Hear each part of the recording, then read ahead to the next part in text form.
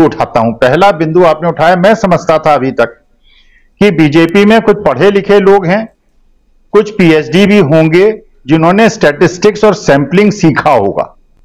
अब आप विश्लेषण करके चुनाव का जब वो कह रहे हैं कि उनके यहां खुशियां मनाई गई, आप ये देखें कि 3 स्टेट ऐसे हैं जिनके यहां मेंबर ऑफ पार्लियामेंट आते हैं करीब 120, और ये सब बड़े स्टेट्स हैं। महाराष्ट्र है, तमिलनाडु है और वेस्ट बंगाल है। ये वो वेस्ट बंगाल है जहां पर पिछली बार कांग्रेस और सीपीएम का पत्ता साफ हो गया था, और ये वो जगह है जहां पिछले इलेक्शन में कांग्रेस का कैंडिडेट तीसरे नंबर पे आया था। इस बार न केवल कांग्रेस का कैंडिडेट लीड किया है, बहुत बड़ी मार्जिन से लीड किया है, बल्कि तीसरे नंबर पे बीजेपी आई है। इसका मतलब यह है कि वेस्ट बंगाल के अंदर अब लड़ाई जो है वो टीएमसी वर्सेस कांग्रेस कम्युनिस्टों की है। अब बीजेपी वहां से खत्म हो गई है, नंबर 1। नंबर 2, तमिलनाडु के अंदर जो कांग्रेस सीट जीती है 65% वोट मिले हैं। इसका मतलब यह है कि वहां एडीएमके भी खत्म हो गई है, खैर बीजेपी तो वहां है ही नहीं। महाराष्ट्र में जो परंपरागत सीट बीजेपी की थी, वो बीजेपी की सीट कांग्रेस ने जीती है और लंबी मार्जिन से जीती है। 3 स्टेट वो हैं जिनका रिप्रेजेंटेटिव सैंपल बहुत बड़ा है, 120 सीट हैं, और एक वो स्टेट है जहां पे 10-12 सीट हैं, और उसमें भी बीजेपी पिछले इलेक्शन की तुलना में सीटें उसकी कम हुई हैं और उनका वोट परसेंटेज भी कम हुआ है। इसका मतलब यह है कि उन लोगों को स्टैटिस्टिक्स और सैंपलिंग नहीं आती। दूसरी बात, आपने कहा राष्ट्रवाद। देखिए राजीव जी, ये कौन सा राष्ट्रवाद है जहां पे एक ऐसे व्यक्ति जिसपे पूरा अंतर्राष्ट्रीय जगत प्रश्न चिन्ह उठा रहा है, जिसके ऊपर पूरा विश्व ये कह रहा है कि इसने फ्रॉड किया है, शेल कंपनी से पैसा डाल के इसने मैनिपुलेशन किया है और देश और विदेश की जनता से धोखा किया है, उसको प्रश्रय देना कौन सा राष्ट्रवाद है? ये कौन सा राष्ट्रवाद है जिसमें बिल्किस बानो की एक प्रेग्नेंट वुमेन की रेप किया जाता है और उसके 3 साल की बच्ची को पटक दिया जाता है? ये कौन सा राष्ट्रवाद है? हरियाणा के अंदर अगर 2 जवान बच्चों को, अपने मां बाप के बच्चों को और भाई के बहन के भाइयों को अगर निकाल के कार में उनको जिंदा कार में जला दिया जाता है, ये कौन सा राष्ट्रवाद है? ये सवाल हिंदुत्व और इस्लाम का नहीं है, ये क्रिश्चियनिटी का प्रश्न नहीं है, ये कैसा राष्ट्रवाद है? जहां पे उड़ीसा के अंदर एक जो क्रिश्चियन मिशनरी होता है उसको जीप के अंदर जला दिया जाता है, ये कौन सा राष्ट्रवाद है? और तीसरी बात जो आपने कही कि राहुल गांधी ने क्या कुछ गलत बोला, आप सोचिए, ये वो जगत है, ये वो वर्ड है जिसमें हर कंट्री को हर कंट्री के बारे में इंटरनेट के माध्यम से पता है। और राहुल गांधी कैम्ब्रिज यूनिवर्सिटी के पोस्ट ग्रेजुएट हैं। He is carrying the weight of that particular prestigious university on his shoulders.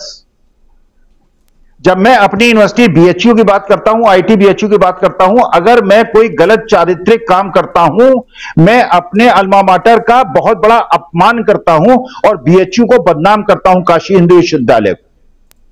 तो अगर वहां जाकर वो झूठ बोलते, ये चाहते कि झूठ बोले? क्या ये चाहते हैं कि हिंदुस्तान में लोकतंत्र बचा है? क्या राहुल गांधी वहां बोलते कि वहां पे सांप्रदायिकता नहीं है, वहां पे लोग, और अडानी को बचाना जो है ठीक है, लेकिन नेहा सिंह राठौर को और पवन खेड़ा को हवाई जहाज से उतार के उनको पुलिस पकड़ के ले जाए, ये कानूनी प्रक्रिया के हिसाब से ठीक है। अनिल देशमुख को 1.5 साल जेल में रखा जाए, उसके बाद कोर्ट कहे कि कोई केस ही नहीं बनता मनी लॉन्ड्रिंग का।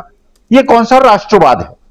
और तीसरी बात जो आपने कही कि बेसिकली इशू ये है कि क्या इस देश की जो अस्मिता है, देश का जो प्रतिष्ठा है, ये कौन गिरा रहा है?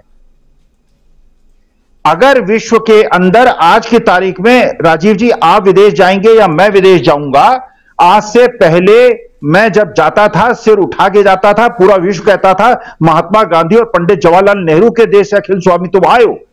अब मुझे इस समझ में नहीं आ रहा, जब विदेश जाऊंगा वो कहेंगे क्या तुम उस देश से आए हो जहां बच्चों को जिंदा जला दिया जाता है, जहां पे शक पे कि किसी के फ्रिज के अंदर कोई ऐसा मांस है और उसके बाद उसको पीट पीट के मार दिया जाता है, नॉर्थ ईस्ट में जाके उसी बेसिस पे उन लोगों से वोट मांगते हो जो गौमांस खाते हैं? ये कौन से सिद्धांत हैं, ये कौन से राष्ट्रवाद हैं? तो शिक्षक के रूप मुझे ये राष्ट्रवाद समझ में नहीं आता, राष्ट्र विरोधी है। ये 35% लोग जो बीजेपी को वोट देते हैं, ये 65% लोगों को अर्बल कह के, नक्सलाइट कह के, राष्ट्र विरोधी कह के देश को तोड़ रहे हैं। ये केवल 35% हैं और 65% लोग अगर देश विरोधी हैं तो इस देश का भगवान मालिक है। अरे उनसे ज्यादा राष्ट्रभक्त तो हम हैं। हमने उम्र गंवा दी इस नई पीढ़ी को पढ़ाने में और उनको एक सही दिशा देने में। हमने अपने बाल सफेद कर लिए बच्चों को पढ़ाने में, उनको दिशा देने में। और ये हमको कहते हैं कि हम राहुल गांधी, अरे जिसकी पीढ़ियां खप गई इस देश के लिए, अपनी दादी को उसने जान न्यौछावर की, उसके पिता की हत्या हो गई और वो लड़का निडर होकर लाखों लोगों के बीच में घूमा, उसको आप राष्ट्र विरोधी कहते हैं। और जो लोग 5 बार कुर्ते बदलते हैं एक दिन में और पत्नी का त्याग कर देते हैं वो राष्ट्रवादी हो गए। ऐसा राष्ट्रवाद राजीव जी मुझे समझ में नहीं आता। जी बुशरा जी, किस रूप में आप देखते हैं? जो बुशरा जी ने पहले संबोधन में कहा, मैं उससे सहमत नहीं हूं। उन्होंने कहा कि वो लोग छद्म राष्ट्रवादी हैं। छद्म राष्ट्रवादी नहीं है, वो राष्ट्र विरोधी हैं। बचपन से आज तक इस देश को मैंने एकजुट देखा है। हो गई थी नहीं, लेकिन डिप्लोमेसी गलत थी वो। नहीं, वो गलत था, वो डिप्लोमेसी गलत थी। देखिए, वास्तविकता में इस देश के 140 करोड़ लोग जो हैं, किसी को चोट लगती है मुझे दर्द होता है।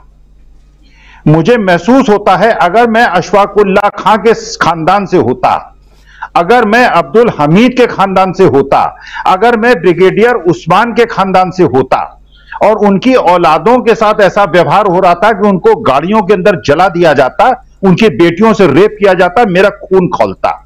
मैं इसलिए समर्थन नहीं करूंगा नीरव मोदी और ललित मोदी का और मेहुल चोकसी का और गौतम अडानी का कि वो हिंदू हैं। इस देश का 140 करोड़ आदमी, चाहे हिंदू मुसलमान है, क्रिश्चियन, सिख, ईसाई, किसी भी धर्म और जाति का है, इस देश का है। इस देश के 1962 में, 65 में, 71 में अपनी आंखों से मैंने देखा है ये कैसे देश एकजुट होकर लड़ा है। तो बुशरा जी माफ कीजिएगा, ये लोग छद्म राष्ट्रवादी नहीं है, ये राष्ट्र विरोधी हैं। ये राष्ट्र को तोड़ रहे हैं, ये देश को तोड़ रहे हैं, ये मेरे देश को तोड़ रहे हैं और मुझे दुख होता है। देखिए, वास्तविकता में ये तो जैसे कहा अमलेंदु जी ने, किसी बात पे भी खुद कुछ कह रहे थे राजीव जी। मैं सिर्फ ये कह रही थी कि शायद आपके और मेरे नाम का फर्क है कि आप इसको इस तरह से कह सकते हैं और मैं शायद इतने ब्लंटली नहीं कह सकती हूं। ये फर्क है 2014 के बाद का। नहीं बुशरा जी, मैं अगर कुवैत भी जाऊंगा, अमेरिका भी जाऊंगा, लंदन भी जाऊंगा, किसी भी देश में जाऊंगा, वहां जाके कहूंगा कि हम भारतवासी एक हैं, क्योंकि मैं ये जानता हूं, मैं ये जानता हूं मेरे बच्चे क्रिश्चियन और मुस्लिम देशों में रह रहे हैं, वहां पेट पाल रहे हैं। अगर हम ज्यादा हिंदूवादी बनेंगे, अगर वो क्रिश्चियन और मुस्लिम बन गए, मेरे बच्चों को नुकसान होगा, मेरे देश को नुकसान होगा। इस विश्व में सहबंधुत्व के हिसाब से हम जिएंगे। 500-600 करोड़ की जनसंख्या जो पूरे विश्व की है, हिंदू कितने हैं? 100 करोड़ हैं। बाकी तो हमारे बच्चे। कहना चाहूंगा, यदि आप मुझे अनुमति दें, मैं बुशरा की बात से कहता हूं, बुशरा कभी ये मत सोचिएगा, इस देश में तब भी आपका हक था, आज भी हक है और उतना ही रहेगा। इसमें जो ये आपका हक छीनने की कोशिश करेगा या इसके लिए करेगा, हम जैसे तमाम सारे लोग आपके साथ खड़े हैं और आजीवन खड़े रहेंगे, आखिरी सांस तक खड़े रहेंगे, ये यकीन रखिए। जी नहीं, बिल्कुल जो अजय जी ने कहा, देखिए बुशरा जी ये बात समझिए आप, इस देश का 140 करोड़ क्या पूरे विश्व के 600 करोड़ लोग, अगर किसी के साथ अन्याय होगा हम खड़े रहेंगे। इस देश के एक भी आदमी, हिंदू मुसलमान से किसी भी अन्याय होगा, अगर किसी की भी बेटी का रेप होगा, उसकी 3 साल की बच्ची को पटक दिया जाएगा, मार दिया जाएगा, हम उसका विरोध करेंगे। विश्व के किसी भी कोने में जाके मेरी हिम्मत से मैं ये बात कह सकता हूं कि हम एक दूसरे की रक्षा करेंगे। मैं चाहता हूं कि मेरे के जो मुस्लिम देशों, क्रिश्चियन देशों में रह रहे हैं, वो सुरक्षित रहें। मैं राष्ट्र विरोधी नहीं हूं, इसलिए मैं हिंदुस्तान में जैसे, अब वो शब्द तो यूज नहीं करूंगा कि अपने गली में, वो शब्द मैं यूज नहीं करूंगा, लेकिन वास्तविकता यह है विश्व बंधुत्व और सह अस्तित्व, यही पंडित जवाहरलाल नेहरू और महात्मा गांधी चाहते थे, जिसको उन्होंने गलत तरह से परिभाषित किया। बिल्कुल इस देश का एक एक निवासी, हमारा यह कर्तव्य है, हम अपनी जान दे देंगे, उन पे आंच नहीं आने देंगे। राजीव जी, बिल्कुल।